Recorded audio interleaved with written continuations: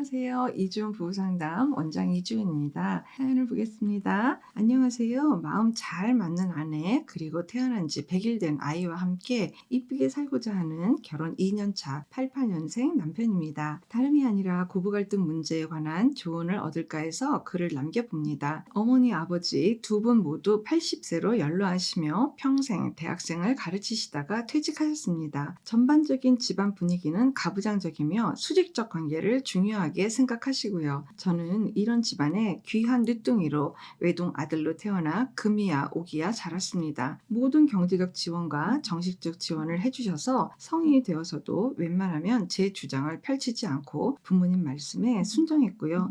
그리고 부모님께서 결혼 후에도 물심양면 아끼지 않으시고 전셋집을 마련해 주셨으며 매달 생활비를 주시고 계십니다. 하지만 얼마 전 추석에 본격적인 고부 갈등이 터졌습니다. 길게 설명하는 것보다 요약본을 통해서 아내와 저 그리고 어머니의 성향에 대해 빠르게 파악하실 것 같습니다. 추석 이틀 전 어머니는 나물과 전을 준비할 테니 아내는 튀김류와 국을 준비해 오라고 하셨습니다. 추석 당일에 아내는 산후 우울증과 육아로 컨디션이 정상이 아니었습니다. 결국 튀김 종류는 구입하고 국만 직접 해갔습니다. 추석 당일 본가에서 아내가 어머니에게 국은 해왔으나 튀김은 사왔습니다. 죄송합니다. 라고 했습니다. 어머니도 미리 얘기하지 왜 그랬니? 내가 더 준비하면 되지 하고 넘어갔습니다. 가족 모두 즐거운 시간을 보냈습니다. 추석 당일 저녁에 어머니가 나에게 연락을 하셔서 네 아내가 음식을 해오겠다는 나와의 약속을 어겨서 매우 기분이 나빴다. 하기 어려우면 미리 말을 했어야지 당일에 말하면 안 된다. 다음부턴 이런 일이 없어야 한다. 아내한테 잘 전해라. 난 이제 이 일에 대해서 잊겠다. 라고 하셨습니다. 우선 죄송하다고 하고 아내에게 당일 통보처럼 느껴지셨나 보다. 다음부턴 미리 이야기하면 될 것 같다. 라고 전했습니다. 아내도 그렇게 느끼신지 몰랐다며 다음부터는 성의를 보여야겠다. 라고 하고 마무리했습니다. 추석 다음날 저녁에 어머니가 나한테 전화를 해서 네 아내한테 전했냐? 전했는데 왜 나한테 연락이 없냐? 당연히 나한테 연락을 해야 되는 거 아니냐? 라고 하셨습니다. 나는 이미 전했고 굳이 직접 말을 해야 될 필요는 없다고 생각합니다. 라고 했고 어머니는 그럼 간접적으로라도 해결된 것으로 알겠다. 라고 하셨습니다. 다음날 아침 어머니가 나에게 전화해서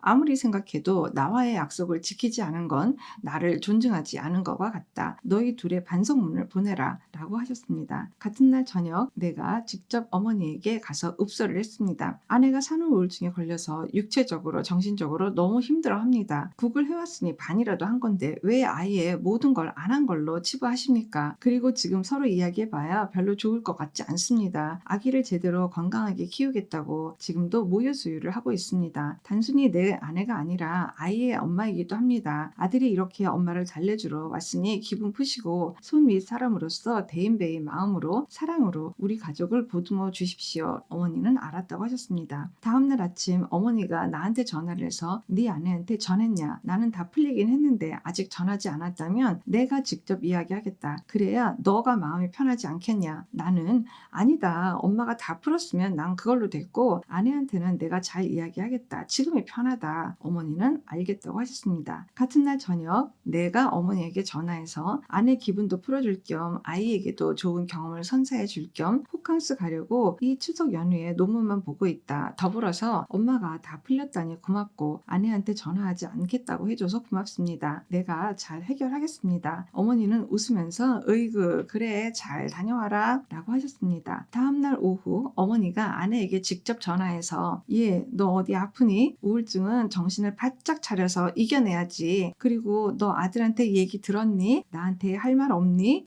예 얘기 들었습니다. 하지만 제 방식으로 충분히 준비해 간 거라 문제가 있다고는 생각하지 않았습니다. 그리고 당분간은 육아 때문에 명절에 음식을 못 해갈 것 같습니다. 이해 부탁드립니다. 가족 행사에 다 빠지려고 그러니? 주부가 그것도 못하니? 이러면 너와 이쁘게 살 수 없다. 음식을 평생 안 할 거였으면 진작 안 해갔어요. 그리고 며느리가 음식을 안 해간다면 그것이 정말로 가족의 평화를 해치는 건가요? 서로 입장이 다른 것 같습니다. 서로를 이해할 수 없군. 하지만 내가 손 윗사람이니 내 말대로 하는 게 낫지 않겠니? 손 윗사람이시고 존중을 원하시길래 당분간은 육아 때문에 음식을 못 해갈 것 같다고 미리 말씀드리는 겁니다. 그리고 아이가 울어서 급히 통화를 종료했습니다. 결국 지금까지 냉전 상태입니다. 결국 제 입장에서 한 줄로 정리하자면 5회에 걸쳐서 다 풀렸다고 했으면서 어머니 자존심과 체면 때문에 아들의 말을 무시하고 굳이 며느리에게 사과를 받아내려는 상황으로 보입니다. 그리고 약속을 그리 중요시 하시는 어머니께서 저와의 약속은 가볍게 무시하시는 걸 보고 참담하면서도 허탈하더군요. 이전에도 한번 경제적 독립은 현실적으로 어려우나 정서적 독립은 지원해 주세요. 저도 이제 한 집안의 가장이고 저희 주장이 있습니다. 라고 했음에도 저를 아직도 아기로 생각하시는 것 같습니다. 그리고 부모님은 며느리 잘못 들어와서 집안 망치고 있다. 이런 태도를 지니고 계실 것 같아 아내에게도 너무 미안합니다. 중립을 지킨다는 것은 불가능하다는 걸 이미 깨달았고요. 앞으로도 이런 일이 자주 벌어질 것 같은데 참 고민입니다. 결국 해결책은 없을 것 같고 점진적 해결책으로 어떤 방법이 있을지 조언을 얻고 싶습니다. 고맙습니다.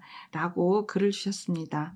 정말 그러면 몇 살의 아이를 낳으신 걸까? 라고도 좀 생각을 해봤어요. 지금 두 분이 부모님이 80이시면 적어도 사연자님이 뭐 한 30대이실 것 같잖아요. 그러면 거의 한 40대 후반이나 이렇게 돼서 낳으신 것 같거든요. 물심양면으로 많은 이제 현실적 지원을 이렇게 받고 계신 것도 굉장히 참고가 많이 됐어요. 시부모님 입장에서는 개입할 여지가 당신들 입장에서 많은 거죠. 개입할 어떤 자격이라고 할까요? 내가 지금 굉장히 많은 것들을 지금 봐주잖아요. 아기 난 지 얼마 되지 않았으니까 뭐 이거는 내가 할 테니까 이거는 네가 해라 라고 이제 말씀도 주시고 굉장히 많이 베풀고 있다라고 이제 부모님은 생각하실 것 같아요. 아기를 낳은 지가 지금 100일이 훨씬 안 됐을 때예요. 그러니까 뭐 한 2달 뭐 이렇게 왔다 갔다 정도의 상황이다라는 거를 봤을 때 요즘의 생각으로는 지금 신생아 있는 집에 오지 마라. 너네 쉬어라. 모처럼 쉬겠다. 그냥 잠 푹 자고 그냥 쉬어라. 우리 알아서 우리 할게. 이제 요즘은 좀 이런 시대잖아요. 참 거기서부터가 이제 굉장히 이제 사고에서 차이가 굉장히 많이 났던 것 같고 이 상황을 봤을 때 시어머님의 입장은 내가 얘네들한테 괜찮은 사람인 게 맞지?를 끊임없이 확인을 바라시는 것 같아요. 내가 아들 내외에게 진짜 도움을 많이 주고 있는 게 맞지? 내가 이렇게 잘하고 있는데 얘네들이 고마워하고 있는 게 맞지? 내가 뭔가 이야기를 하고 아이들이 마음을 내고 이렇게 하는 게 나에 대한 존중이다 아니다를 가늠할 내용으로 여길 만큼 어머니 입장에서는 너무 중요하신 것 같아요. 일단 저는 사연자님한테 꼭 말씀드리고 싶은 건 뭐냐면 조금씩 좀 내 목소리를 낼 필요는 있어요. 내 스스로 맞아. 내가 지금 아내하고 이제는 결혼을 해서 우리가 가장이 됐어. 내 쪽에서 명명을 해야지. 제가 이제 가장이 됐으니까 대인배의 마음으로 어머니가 우리를 잘 보살펴 주시고 잘 이해를 해 주시고 이렇게 하시는 거는요. 스스로 자기가 갖고 있는 키를 어머님한테 직접 손에 쥐어 드리는 거하고 똑같기 때문에 하시면 안 돼요. 오히려 어머님이 더 강화가 되시겠죠. 내가 얼마나 지금 이렇게 너희들을 봐주고 있는지 이거 봐 얘네가 이제 나한테 이렇게 빌잖아. 이제 이런 것들로 더 이상해지는 쪽으로 가요. 그리고 80이라는 나이라든지 뭐 어머니가 연로하시고 뭐 이런 것들로 이상한 죄책감을 깔고 가면서 내가 실제 해야 되는 것들을 카드를 다 버리고 이러는 것들은 하시면 안 돼요. 그거는 내 가정을 내 스스로 지키지 못하고 있다라는 거에 대해서 굉장히 큰일이 난 거예요. 괜히 이상한 것들로 지금 이 상황을 합리화를 하거나 이해를 시키려고 애를 쓴다거나 이러는 거는 안 하시는 게 나은 것 같아요. 일단 사연자님께 꼭 말씀드리고 싶은 거는요. 중간 역할은 하시면 안 돼요. 뭔가 중간에서 양쪽을 아우르는 무엇을 하겠다. 이런 거는 아예 애저녁에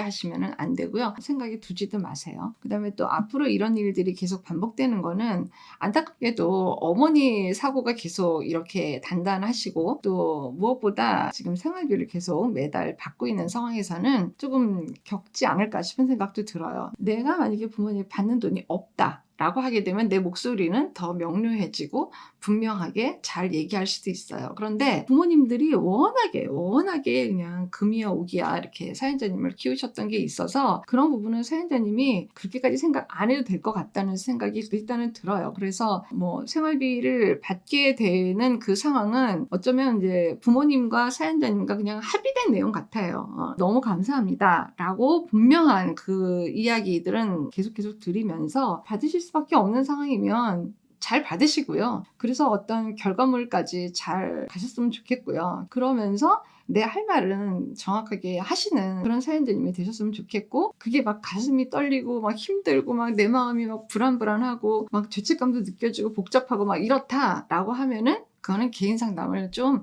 받으시면 지금보다 훨씬 많이 나아질 것 같습니다. 고민 얼마나 고민을 하다가 뭐 추석 당일은 이랬고 뭐 추석 다음날 이랬고, 이걸 그냥 조목조목 이렇게 알려주셨는데, 그런 만큼 잘 살겠다는 마음도 굉장히 그런 섬세함으로 봤어요. 부부가 이제 이 영상과 또 다른 영상들도 이렇게 반복해서 보면서 대화를 많이 나누고 단단해지고, 부모님의 어떤 화와 강압적인 말씀들, 이런 것들에 대해서 우리 부부가 어떻게 태도를 취하고 어떻게 생각을 할까, 이런 것들 많이 대화해 보시면 아마 우리만의 어떤 방법을 잘 찾아가실 수 있을 거라고 생각합니다. 힘드시면 부부 상담 도움을 받으시기 바랍니다. 아이도 잘 키우시기 바랍니다. 고맙습니다. 건강한 부부 애착이 나라를 살립니다. 오늘도 영상 시청해 주셔서 감사합니다. 고맙습니다.